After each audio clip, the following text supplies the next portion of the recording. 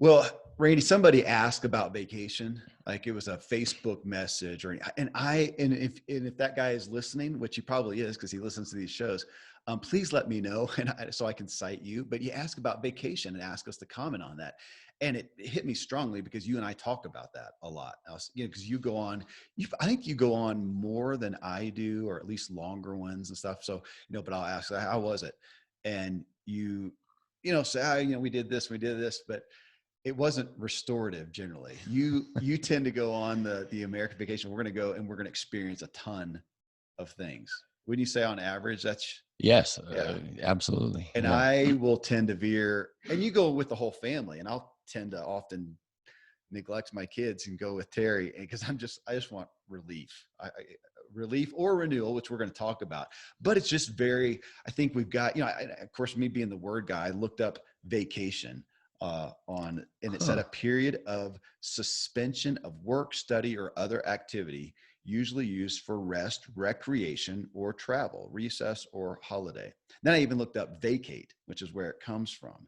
And it's to give up possession or occupancy of. So it was just dwelling on that.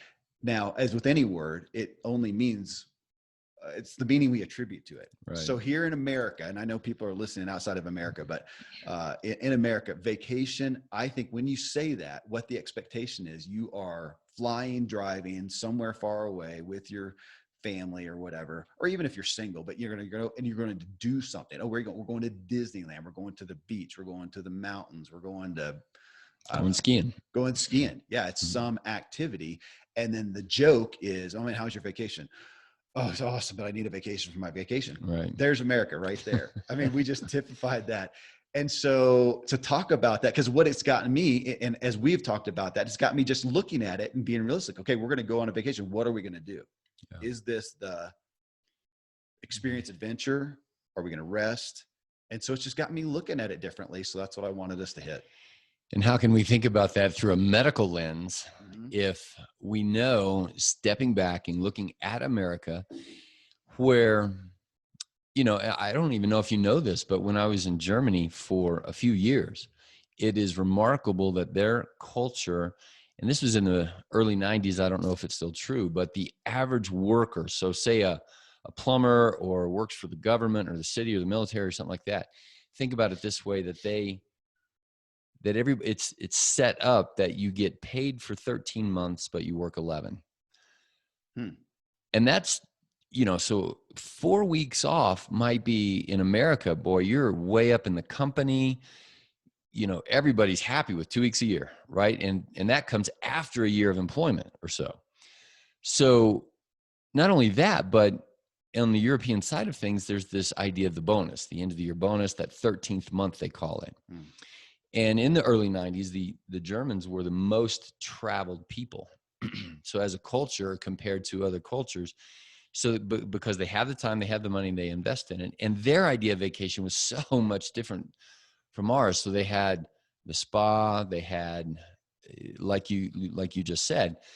But in America, I think if people also are working their 40-hour weeks, work hard and then play hard. And so we have this American vacation where we are going to do something and we're going to do it hard and then recover. Or really, we don't recover. We just kind of, eke ourselves back into, oh my gosh, okay, the Monday, Tuesday after that vacation is just horrific. That's where I think that the average is, yeah, it's a gigantic, it's kind of like us with camping. Now, I do appreciate camping, but to some degree, it's going to make everything, what do we say, hotter, wetter, colder, harder. Yeah. More miserable, but great stories. It's a great experience. It's a great experience when you're done. But again, put the cards on the table and say, that's what it is. Yeah. So if you look at the average, again, America, but the average person, I think these days, you're working your butt off and now you're going to go on this epic vacation. So now you're going to add in the planning. So our anxiety and our effort just went up. All the planning, all the getting everything ready, all the taking care of work so you can be gone. So you ramp everything up. Then you go over here. And if you're going to Disney World or whatever, you got to plan. We're going to get up here. We got to get on the trolley. We got to get to the place. We're going to stand in line. It's going to be hot. We're going to eat crap food. Why do we do this? We're just going to destroy ourselves, but we're going to laugh. We're going to have story. We're going to have memory. We're going Memories. to have those instances that we talk about, and, you know, hopefully bonding, whatever. So there's a benefit, but just to realize, man, that is not any kind of recovery, renewal. It's not even relief. No, it's a different kind of pressure. In fact, it's a different kind of pressure. So Yeah. that's where I want. So this guy who commented, I think that's what he was relating to. The vacation is not that. So I'm using that vernacular in my family now, you know, with Terry, with my wife, and saying, okay, are we going to, this is going to be a big effort. We're going to take the whole family, part of the family. We're going to do, you know, these adventures. So the second one, let's just overview that, as you and I were talking about, to say, I'm going to put it into, what do we say, relaxation and to some degree indulgence. It doesn't have to be the focus, but so when Terry and I go to the beach, so we did our first, you know, all-inclusive vacation thing in Cancun, and went there, and it's just indulgence. Now I would think of a cruise that way too. Just kind of. I mean, we did rest. I would say it was a mental rest. I mean, I got rid of work. I I took my fiction novels. We had good food. Now I'm not one to just pig out because then I feel bad, but we had good tasting food and drink and whatnot. I would still exercise just because I feel better overall. So whether that's swimming out in the waves, going for a run, which is renewing. My gosh, going a run on a beach, that's top notch for me. Yeah, in a way, and you and I were debating, you know, is this kind of indulgence, is it a pathway toward renewal? Do we need indulgence for renewal? And that's where, no. Well, do we need? You don't, but there is the cruise kind of vacation. Like, we're going to have really great meals with really great desserts every day. And we're going to entertain our minds. We're going to do these fun kind of things, but not so much like on a schedule for the adventure vacation. I do. Yeah. I feel like it's, I do too. Renewal and relief, as opposed to the big family. We're going to go skiing.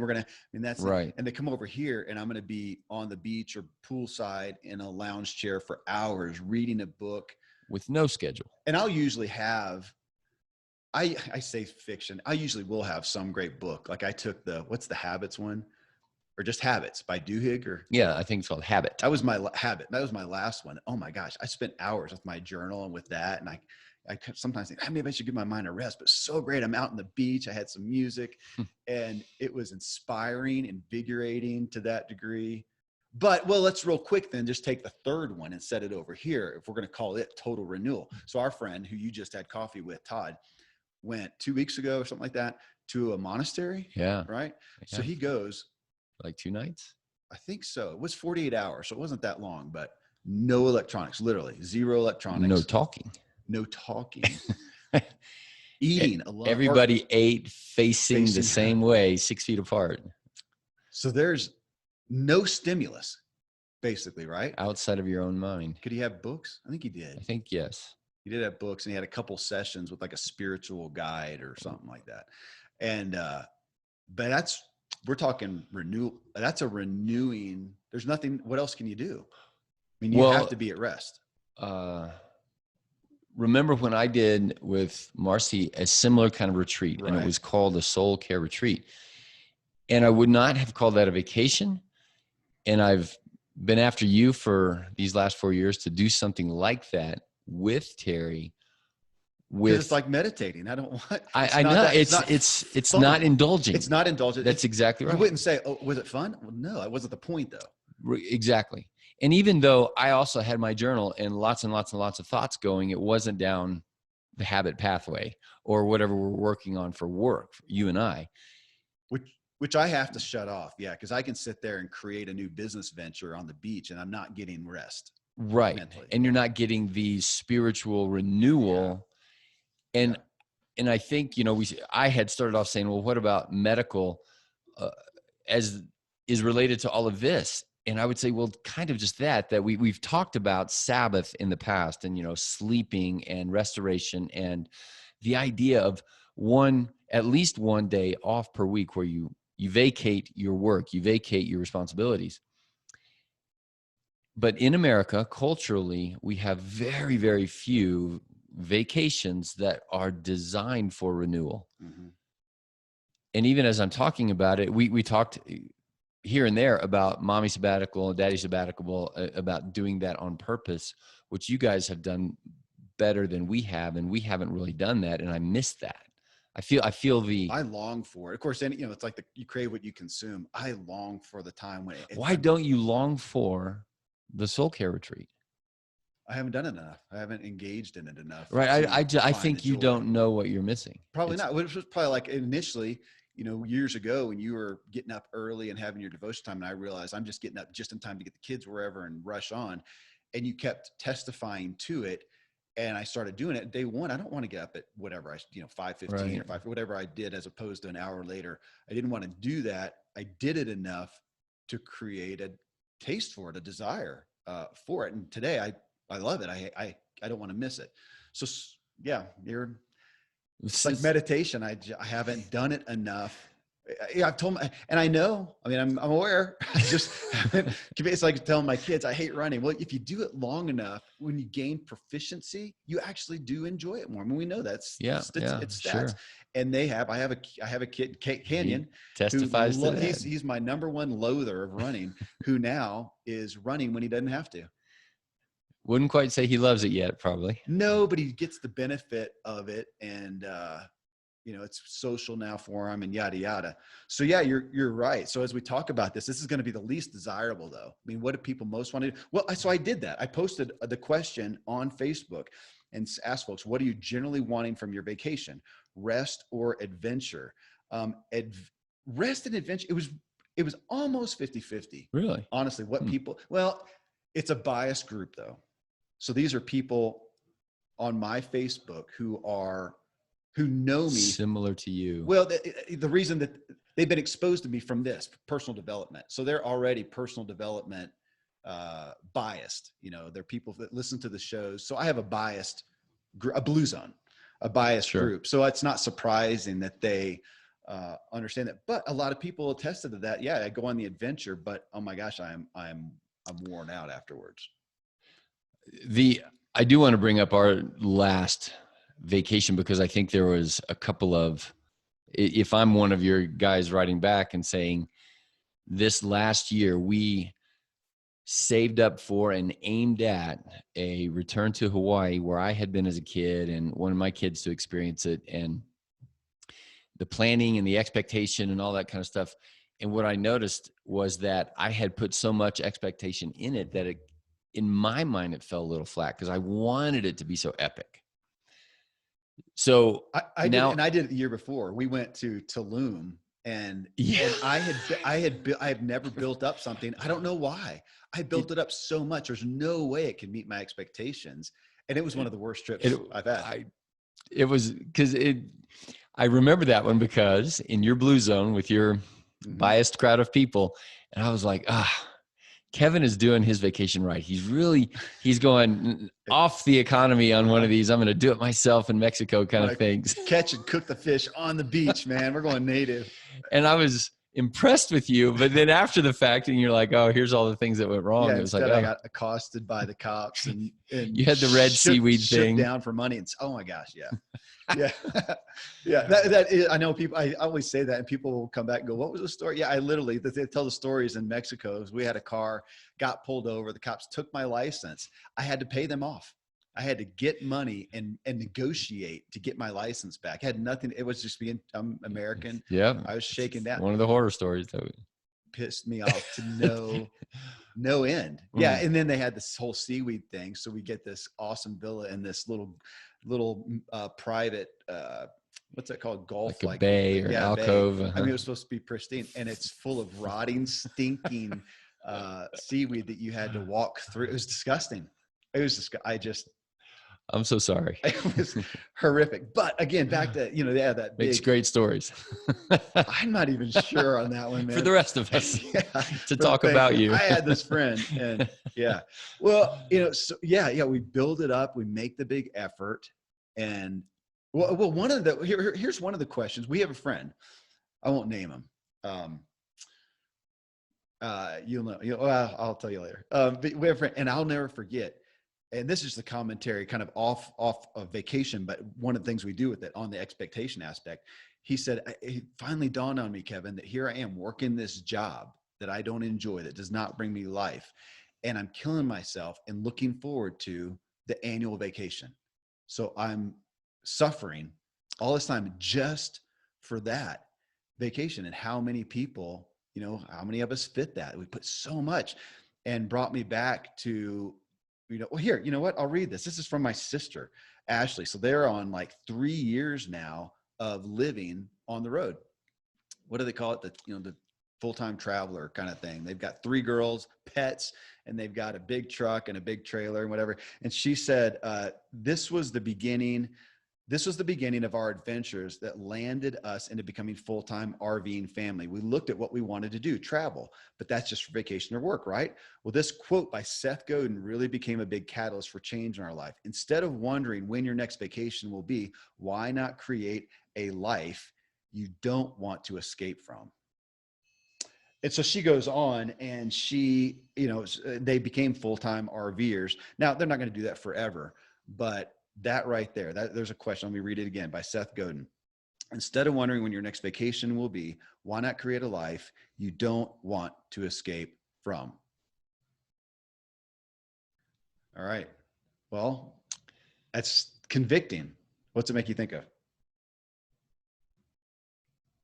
Yeah.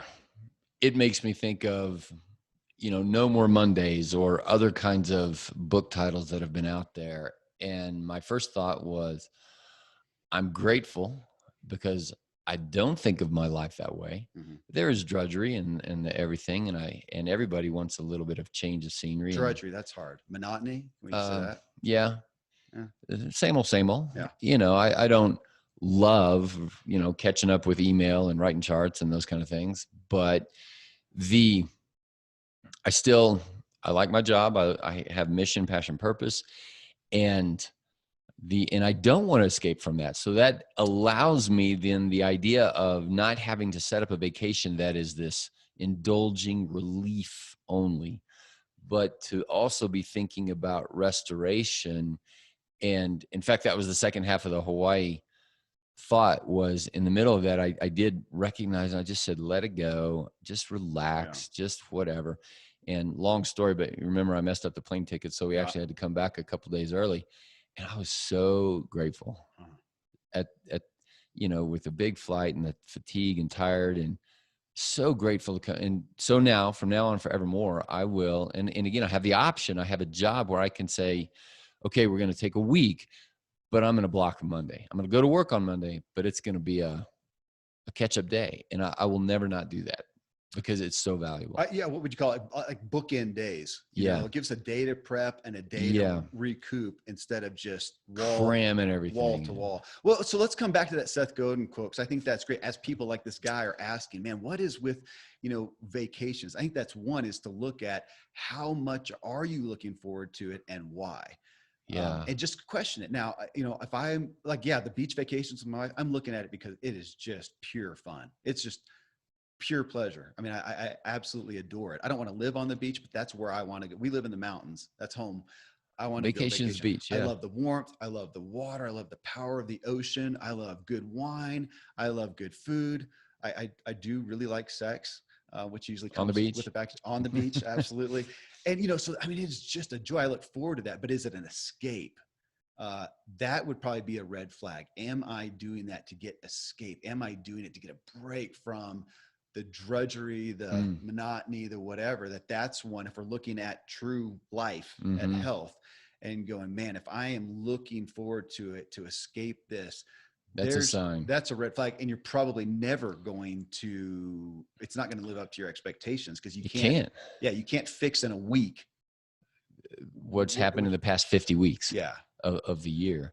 And it will also never allow you to take one of these retreat vacations. Because if all of your quote unquote free time or vacation time is now aimed at relief and getting out of this life that you're not really thriving in, then your vacations will tend to only be this kind, adventure, and cram it full of the other life. And then you have to go back to the drudgery for another 50 weeks. Yeah. Terry Johnson, this guy, I know, he's a Australian guy, businessman. And he says, I want rest. I want to have the time to allow me to start thinking outside the day-to-day white noise. All my best That's good. ideas often come from the reality, from this reality, and they're bred in these down times. It takes me a few days. This is what I appreciate. It takes a few days, but my mind eventually settles and then opens up. I think I'm better now, but it takes me a while. Let's go. We can medicalize that one. Okay. And this is something you and I learned from Steve Smith, related to soul care and the retreats and things like that. And I don't know that we can medicalize it like there's randomized placebo-controlled trials where we're measuring somebody's cortisol levels. But Yeah. the fact is, it really does take a few days.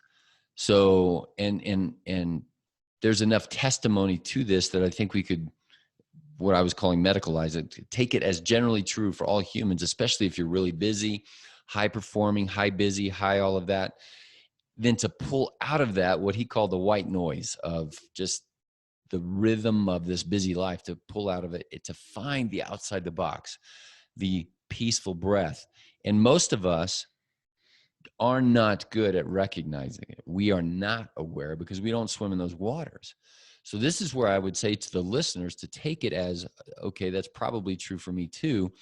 And to maybe plan a vacation or an idea where 2 days is unwind, to let it go, whatever the words are going to be in that for that person. And then on day 3 and 4, you're looking for the outside the box, the sense of rest, the sense of peace, the sense of whatever that thing is for that person.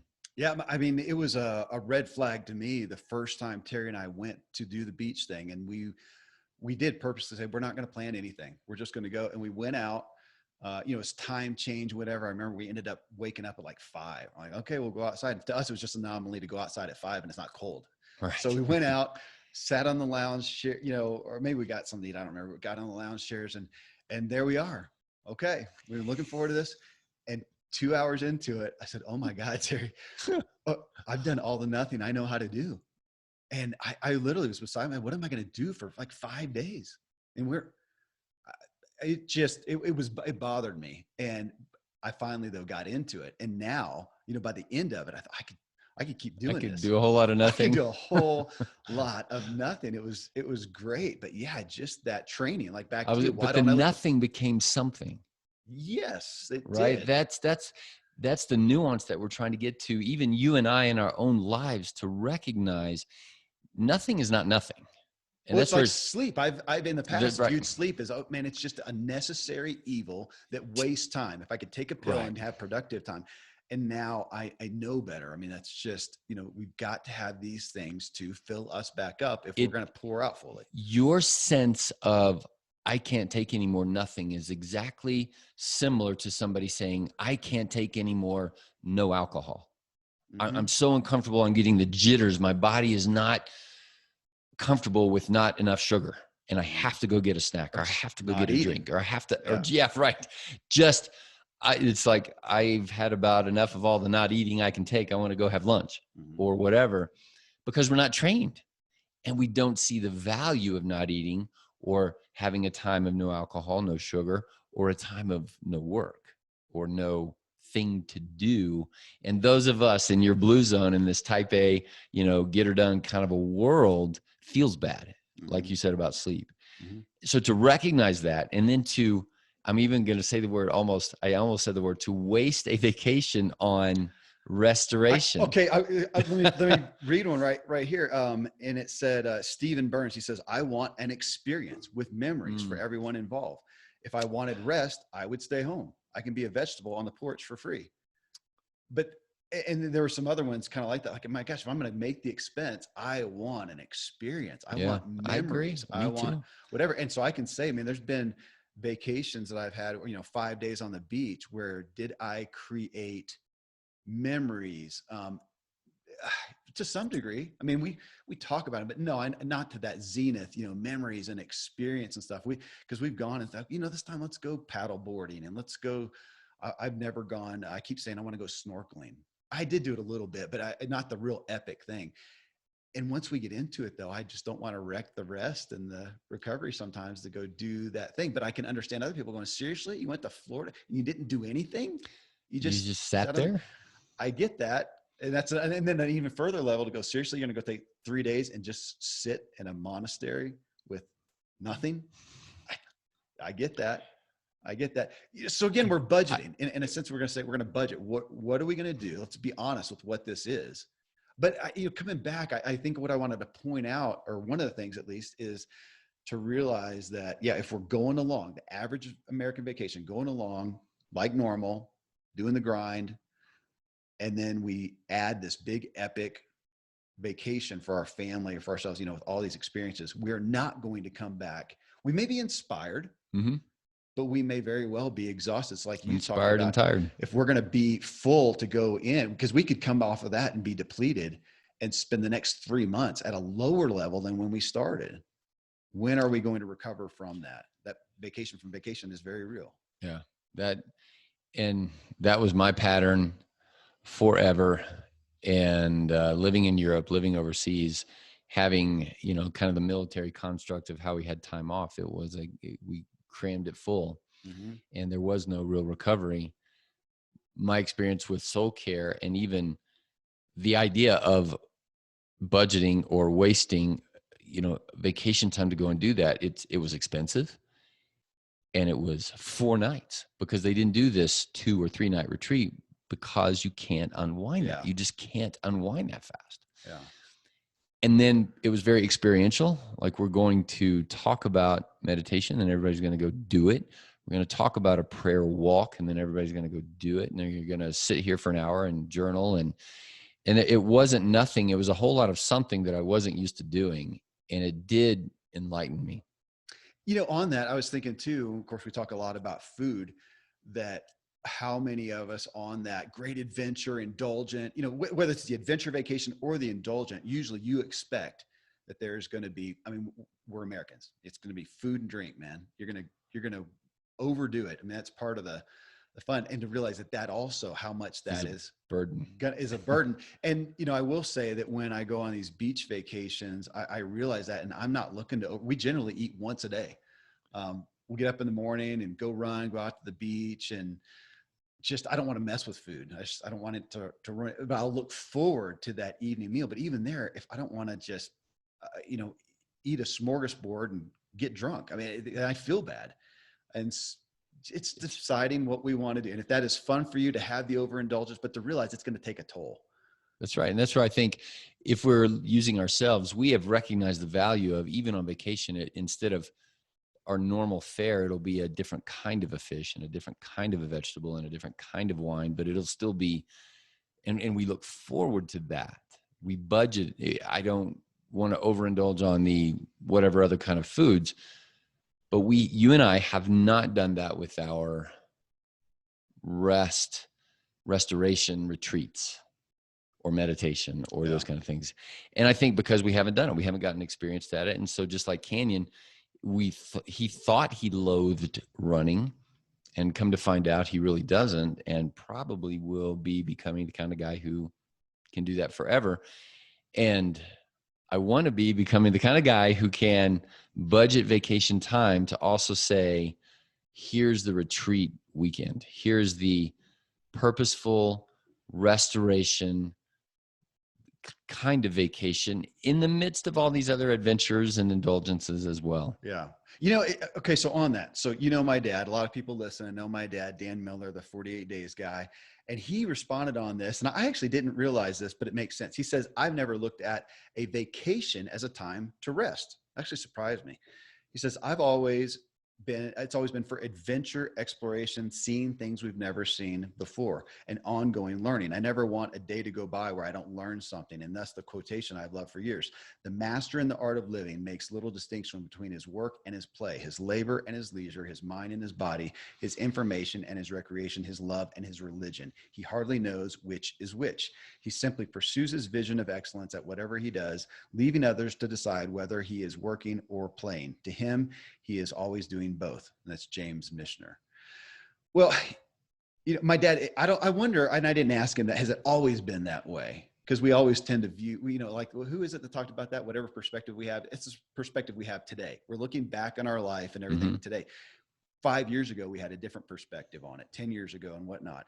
So this is, he's now, I don't know, mid 70s, I guess, mid early 70s. And he does have a restful life. He has rest budgeted into his daily life. He does work he loves. He is with people he loves. He rests when he wants to. So I could see that vacation for him is going to be an adventure. But how many people don't have that? They are, even if you have, I mean, I wouldn't say I have a stressful life, but it's busy. There's plenty to do. You and I both have little kids at home, still, and he doesn't. And so I am more prone to look at, man, I'm busy. I have a lot of adventure in my life too. So do you. I mean, we have admittedly, to look at where we are, we live at a place that other people go to get away from the grind. Mm-hmm. So we live there. I remember once telling people, hey, we're going to Estes Park for this family thing. And, in the mountains and elk and whatever. And they said, well, isn't that where you guys live? Okay. That's one of our problems is to go on a short vacation. We're still in the Rockies and it's mountains and elk and rivers. But to look at that, to go, where are you? And are you at a place where, what do you need most from your life? Do you need rest? Do you need renewal? Because we kept it in these three categories. We've got adventure, experience. We've got indulgence, pleasure, which could be combined. I mean, for some people that may be maybe both. But when I do the big family adventure thing, gosh, it's indulgent, but it's not just for me. I'm pouring out. I'm giving a lot.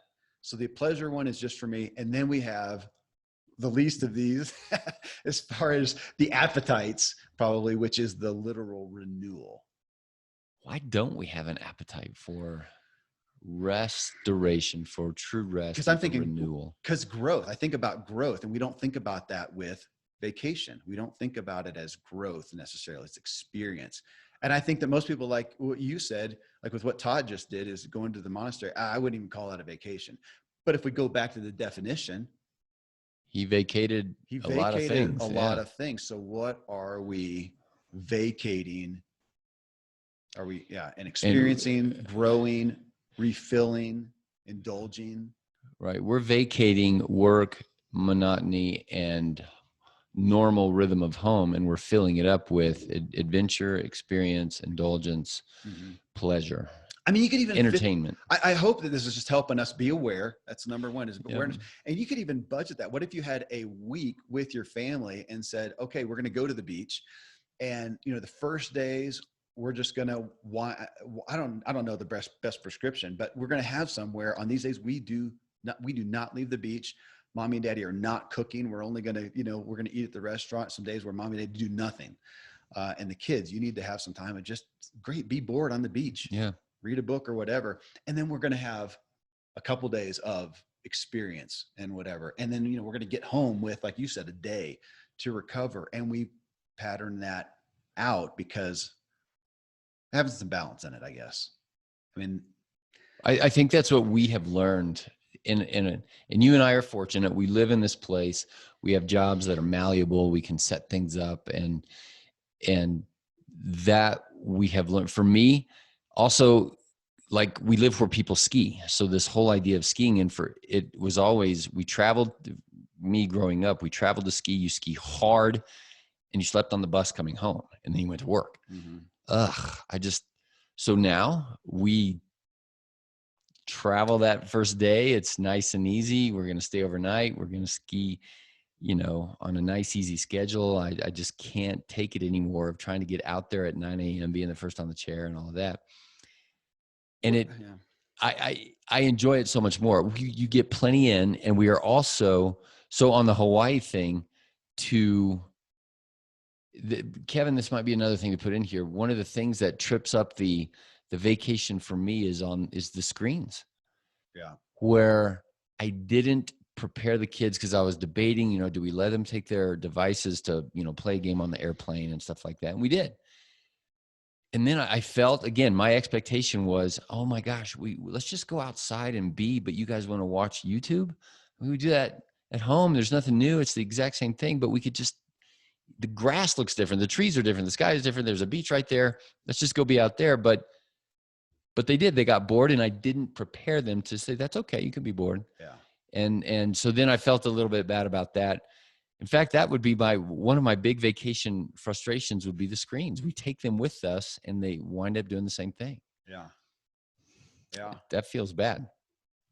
Yeah, we generally are getting rid of the screens for the most part on those. But again, we're talking about what do we want out of it. Let's be real that the vacation, is this going to be one where we come out with great experiences but obliterated? Are we going to make room for rest and recovery?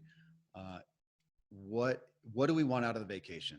What do we want? But I think the biggest call is to look at our life. I just love that thing that my dad said. Are we trying or no, my sister, are we trying to escape?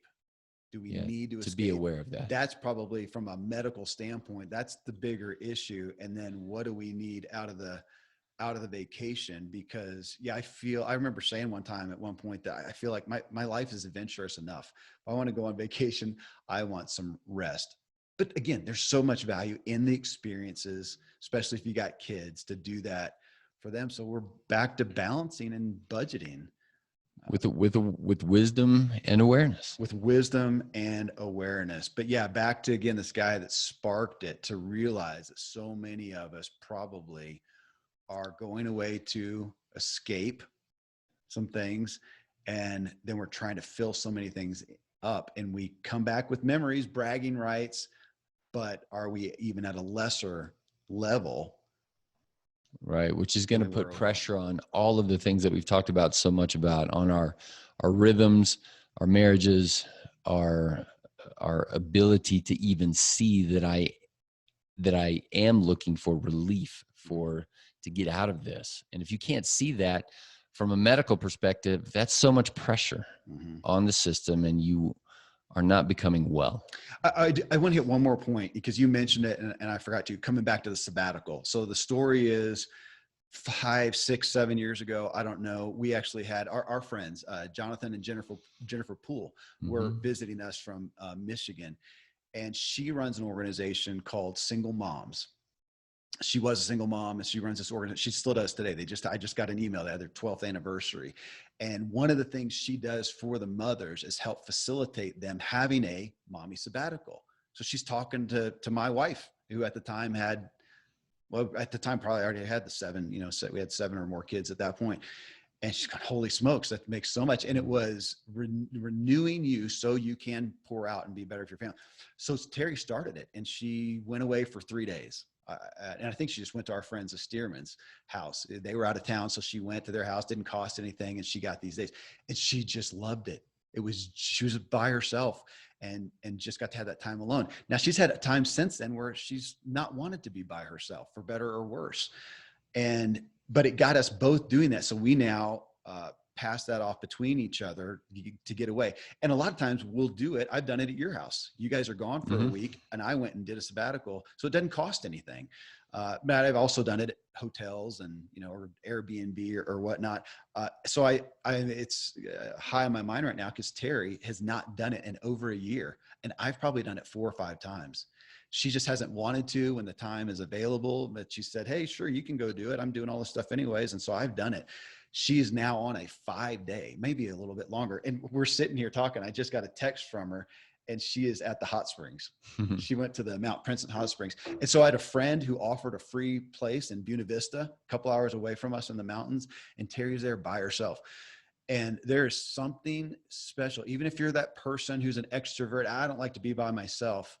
Again, we would say, who wants to fast? Some people, right. I think you enjoy it at these. No, I can't say I enjoy it. Okay. Well, okay. Running or riding, so for me, I went out and did a, really hard 2-hour mountain bike. I love that. Somebody else, it may be, drudgery. Regardless, it's good to exercise. Whether you like it or not, it's, there's value in it. So to go away by yourself, that one, unless you just stay drunk all the time, it's hard almost by yourself to indulge nonstop. I don't enjoy it. When I'm by myself, I want to have time to think and it's almost a forced real renewal. For me, it is because I get up in the morning and I want to think, and I can't, if I start just indulging with food and drink, I'm destroyed by the end of the day. I'm bloated and whatever. So I don't even want to. And I think most people will find that when you're by yourself, I think there's something special that maybe helps guide you down that path of some renewal time, some introspection time that doesn't feel like drudgery. Especially if you go into it knowing that this is my plan. I'm planning on that. Yeah. And I want to wake up in the morning and have time to think and do, and then look forward to the evening where you might give yourself a little treat. That is my, man. I've got my system. I know exactly what I'm going to get up in that morning. No alarm clock. So if I wake up at 5 or 7, whatever, or I said somebody, for somebody, maybe 9 or 10, I can't do it, but regardless, have fun, sleep. And then I get up and great coffee. Mm-hmm. I always make sure that that's there. I usually don't eat, but whether you do or not. And then, it's time to think, to journal, to read, for me to write. And just, I'm going to do that as long as I want to. And then I'm going to go do, for me, hard exercise. A significant. Yeah. I'm going to go run, ride. I'm usually going to go to a new trail or one I absolutely love, to the best one, and do probably a couple hours at least. Now mine's at a super high output, but whatever does it for you. And then I'm going to make sure I have an awesome meal. Awesome. It sounds like a good vacation. I might go now. Well, but that's what my wife's doing. She's doing that. And she goes and she says, when she's on her own, she doesn't even think about food, which I can't conceive of. So she doesn't eat much, but she's at the hot springs. I'll probably find out she did some hiking. She probably watched some shows that she really enjoys, but she gets to be alone, especially if you're a parent, man, and you get little time alone. And if you work with other people, to just go there. Sometimes I think it's an anomaly for people to just, oh my gosh, it's just me. We just don't do that. And so Terry and I, with all the kids we have, look at it as men. I really prodded her to go. Well, I was going to say it's worth sacrifice to do this. So you are sacrificing it. You missed out on coffee this morning so that she can do this. Yeah, I've got kids home on quarantine from their school. So I got 3 kids at home, 2 that have to get to school. They've got all the extra. So I'm busy. Trying to produce shows. And it's worth it. And it gives her that time. It gives her the kids, opportunity to 3 kids. As we're talking, it's funny, just for context for people. We're sitting here in the studio, and next to us, on the other side of the wall, I got 1 kid. They've taken up 3 offices here in the practice, and they're all online doing their online classes because they're in quarantine. And so, it's a good thing we don't have clinic today. Well, and and again, I people are going to hear this, and I have the flexibility to do that because I'm self-employed. So I'll admit that. Just like my dad talking about, he can, plan rest. Right. He is self-employed. So we've got to look at that. And I don't want people to hear, oh, it's fine for you because you have, well, when I say sacrifice, as people are looking at their 2 or 4 weeks of vacation a year, you budget it just like you have only so much money. But if you said it's worth a perceived sacrifice on the front end to say, I'm going to do a retreat vacation where the purpose is renewal would be worth it. And this one on the, and I'm obviously my context is husbands and wives and kids, families, but whatever your circumstances, but you take a husband and wife and to trade that off and say, hey honey, here's a place, we got a friend's place to stay at, or a cabin, or, something we're going to pay for, a hotel even. And we're going to budget the money for that. But I'm going to bust my butt for 4 days and take care of everything so you can go. And in return, you do it for me. Yep. I mean, who does that? I find few people that when it's a quid pro quo like that aren't willing to do that. And we just don't put the value there. I think mostly because people don't know. They haven't experienced it yet. Yeah. Yeah. And again, man, I adore it. So I hope we've done justice to looking at, I think the biggest thing is what you said, awareness. What are we doing? Why are we doing the vacation? What's the purpose? What's the motive? As my another new podcast is about, what's the reason behind it, and to question that, and then look at how can we do this with our eyes wide open and know, okay, we're going to do this one, and afterwards we're going to be wrecked. So that next week, let's cancel all the kids' extracurricular activities, get extra sleep, and try to recover from this vacation. Just count the costs. Yeah. Wisdom and awareness. There you go.